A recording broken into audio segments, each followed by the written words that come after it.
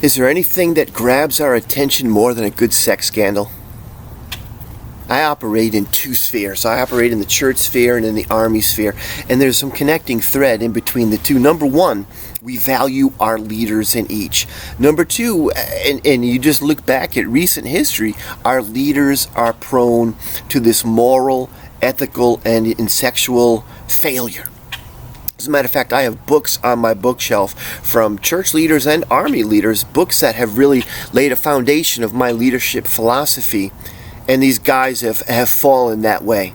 And then the third one is that when these events, when these failures occur, it devastates the organization, the church, or the army. You know, from the inside, because of the lowered morale and shame. And then the outside from destroyed trust from people who are like, how can that organization say or act or stand for these things when they're doing the exact opposite? And so I want to kind of just look at this. Why does it happen? Is there a connecting thread? And what can we do to safeguard ourselves as leaders, but also kind of, teach emerging leaders things to look out for? And I believe that there are things that we can look out for to safeguard ourselves from these dangers. It's a great article. It's an old article, but it's a classic. It's called the Bathsheba Syndrome, the ethical failure of successful leaders. And it uses King David of Israel as a case study, because King David was a religious and he was a military leader who fell ethically and morally. And we look at what happened to him. Can we learn from him his mistakes? First thing I want to say, though, is that David was not a scumbag. He was a man of character who had a maybe momentary, it was repeated for a little bit, but a lapse of sanity, a lapse of reason, and he got himself into a whole heap of trouble that really destroyed his life, his family, and had negative impacts on the entire country. And so we want to look at what the mistakes David made and see if we can apply them to our lives, to our leadership.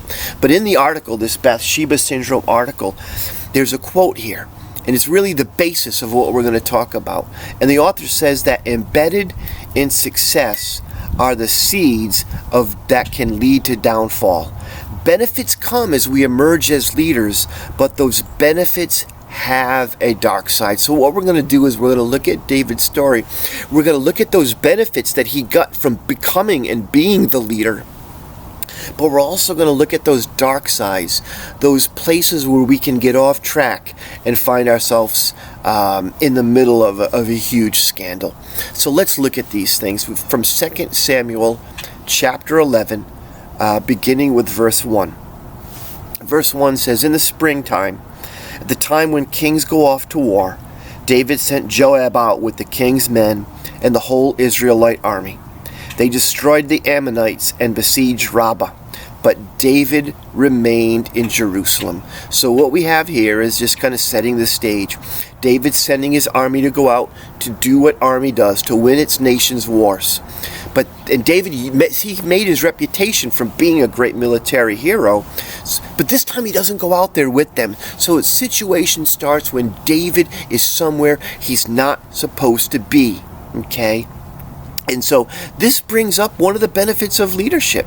It's this leadership autonomy. David set his own schedule. Leaders go where they want to go. And when you rise to that level of leadership, there's nobody telling you where you need to be. You make those decisions. But at the same time, there's a soft, vulnerable underbelly. There's the dark side of success, and that is there was also no accountability. There was nobody to tell David, "Hey, David, this is where you need to be. You need to be there." David, as leader, managed his own schedule. He wasn't where he was supposed to be. The other thing that we see kind of in here is there's a loss of strategic focus. When you're trying to climb that ladder, and when you're trying to become a successful leader, your focus is the organization and moving forward. But here we see David taking a step back and saying, "You go take care of our nation's wars. I'm going to sit back here in Jerusalem. So just in this one verse, we see the benefit of leadership autonomy, but at the same time, we see number one, we see a lack of accountability, but number two, we also see a loss in strategic focus. So that brings us to verse 2. Verse 2 is where the story begins to kind of unfold here. It says, one evening, David got up from his bed, walked around the roof of the palace. From the roof he saw a woman bathing, and the woman was very beautiful. So here's David. David's palace was high above, and he could look down and he could see most of the city of Jerusalem, because obviously as the king, as the leader, he had the tallest building in town. He was the king. So he just went out innocently enough, and he looked down and he saw a woman bathing, and this woman was named Bathsheba, we'll find out. But it brings up a second benefit of the emerging leader, and that is privileged access. Privileged access to people and to information.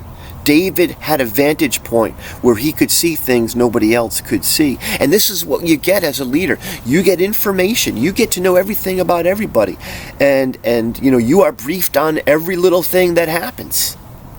Privileged access to people and information come to leaders. Leaders know things about people that nobody else does. But there's a dark side to that, and that dark side is an increased opportunity for temptation, is an increased opportunity to get connected to a road that might lead you to something bad. In other words, I believe leaders fail often because they can. They have more opportunities to do that.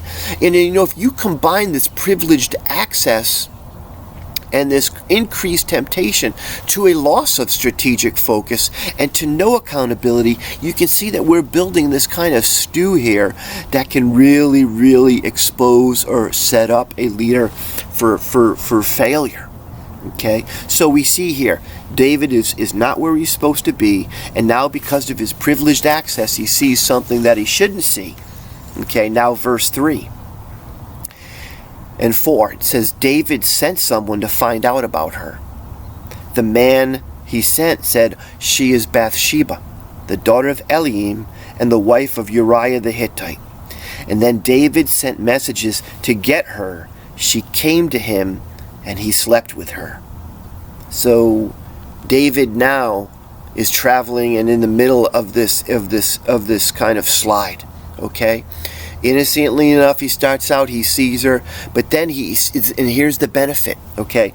David has an unlimited control of resources, of money, and of people, okay? David's got so many tools in his arsenal that he can use to get whatever he wants, and so he utilizes some of them. Some men, some messengers, hey, go find out who she is and get her and bring her to me. Okay, so David leverages this unlimited control of resources, ends up sleeping with her. We find out that she gets pregnant, and then this kind of really begins to spiral, and it exposes if unlimited control of resources is the benefit of leadership, what we see is going to follow is going to be this exploitation of it. And it's this inflated belief in the ability to control outcomes. Because here's what happens. She gets pregnant and David tries to cover it up. And in doing so, he's exploiting his control of resources. He brings Uriah, Bathsheba's husband, in from the battle, hoping that they'll sleep together. He gives him kind of like a weekend pass. But Uriah is a man of character, won't do it. So David tries to get him drunk, but he still won't sleep with his men. And his logic is, hey, I won't sleep with my men with my wife while my men are out there fighting the battle. So then David is seeing that, his manipulation of resources isn't working. He goes to even a greater level. And he tells the general Joab, he says, I want you to send Uriah to the tip of the spear, to the front of the front lines, and when he's up there, pull everybody else back. So blindly and freely exposing Uriah to sudden and certain death. And that's exactly what happened. Uriah dies in battle, And so Bathsheba is pregnant. David says, hey, it was Uriah when he was home. Uriah can't say anything. And this thing spirals, out of control.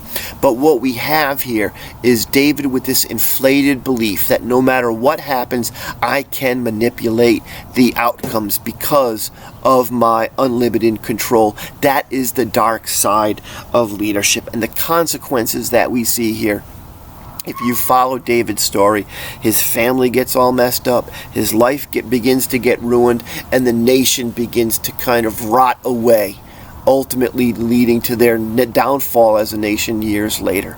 But so what we see in David's story, that as there are benefits to leadership, at the same time we need to be very careful because of the vulnerability that comes to the dark side of these as well. So if we look at the benefits, we see that yes, there is leadership autonomy. Yes, there is privileged access to people and information. And yes, there is a control of resources, people, and money. But at the same time, there is a dark side. There is a vulnerability. There's a lack of accountability. There is a loss of strategic focus. There is a increased temptation or vulnerability or opportunity to fail. And there is in this inflated belief in our ability to control outcomes. So what can we do? We can do a couple things. Here's what to think about as we leave this story. Number one, realize that it can happen to you. You as a leader are vulnerable. I don't care how moral, strong, upright, resilient you are vulnerable.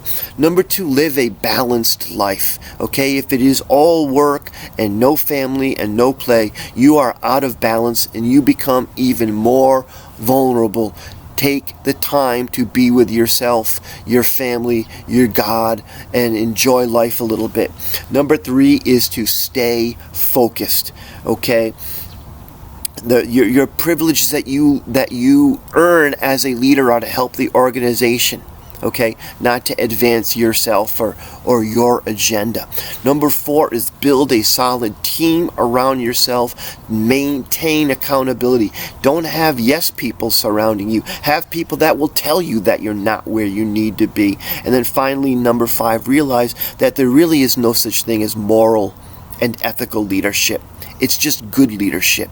Moral and ethical leadership is baked into the leadership cake. You cannot be a good leader unless you are walking upright morally and ethically. And so remember those five things as we forge ahead. Never forget the warning that we learned from the story of David.